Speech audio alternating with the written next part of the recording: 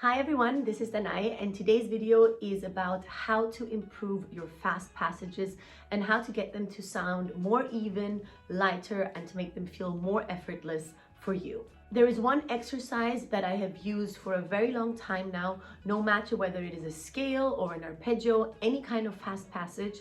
I find that this exercise is extremely helpful in getting your fingers to be more reliable, in making you feel more comfortable and just more confident when playing the fast passage on stage, even when you're a bit nervous, and also it gets it to sound more even and more light and more effortless. So if you're interested in that, then keep on watching.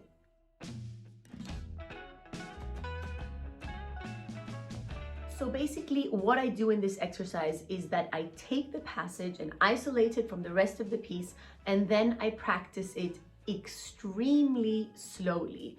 Slowly to the point that it is not even half tempo, but it is really very slowly, that maybe the melody doesn't even make sense anymore. You cannot really recognize the passage. I have already made a video on the importance of practicing slowly in general and many thoughts around that. So if you're interested in that, I will link it in the description box and you can check it out.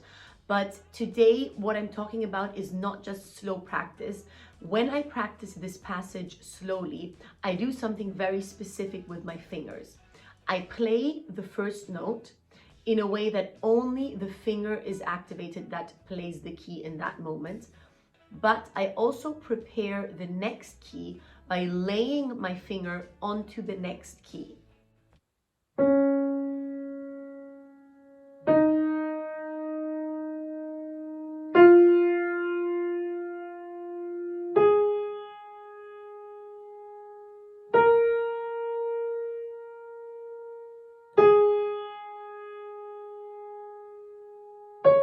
So basically, in this case, I start on a D flat, and then I put, with my second finger, I start on a D flat, and then I put my third finger on the E flat already without pressing the note. My other three fingers are completely relaxed as if they were asleep, and the third finger is just laying on top of the key, waiting to be pressed. Now, what this does is that it activates your muscle memory, and it makes the connection in your brain of which finger follows the previous one, and also what exactly the distances are that you have to memorize in your muscle memory and that your hand has to make. Often you have asked me in the comments, how can you improve that your fingers and your hands in general know the distances on the keys? How can you really get better at playing blindly, also when sight reading? And this is the exercise that will help you to get there. So you always hover over the next key and then you press it.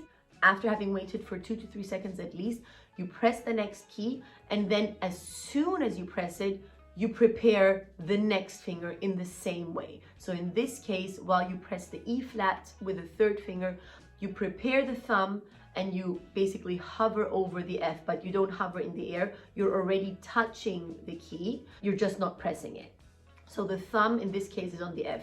Again, the other three fingers, so all the fingers except for the one playing and the one that is preparing the next key, are completely relaxed as if they were asleep.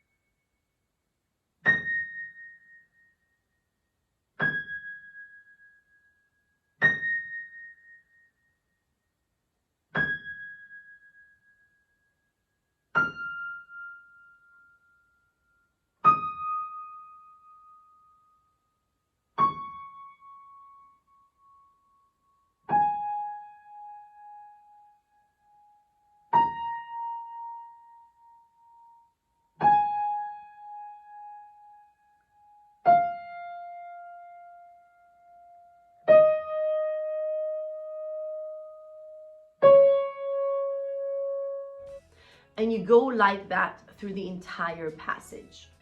This will really give you a solid feeling of where your fingers are supposed to go. This is an exercise that I would also recommend you do very regularly. Daily, maybe, if you can. It is a little bit time intensive because you will realize that in order to get through the entire passage, because it is extremely slow, it will take a while. And depending on which piece you're working on and what you're practicing, the passage that is fast that you want to improve might be several pages long. I absolutely do these exercises, for example, when practicing piano concertos, where you might have 4 or 5 pages of fast passage, and it will take a good half hour for me to get through the entire passage like that. But I find this exercise so helpful that I think that it is worth the time. So as I said, I would recommend repeating this often, maybe do it once a day, and I think that you will see results already after maybe 10 days or 2 weeks. You will definitely feel more comfortable, more confident, and also the fast passage is going to sound more even.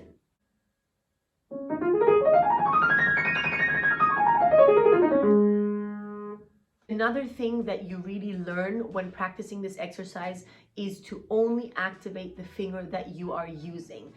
One of the most common mistakes that we make when playing fast passages is that we tense up because all our fingers are trying to be active and all our muscles are in use at the same time, when actually you are only supposed to use the one that is pressing the key. I know that the tempo is extremely fast and it feels like everything is happening at the same time, but the secret here is to only activate the one finger that is playing and then immediately relax when the next finger is playing.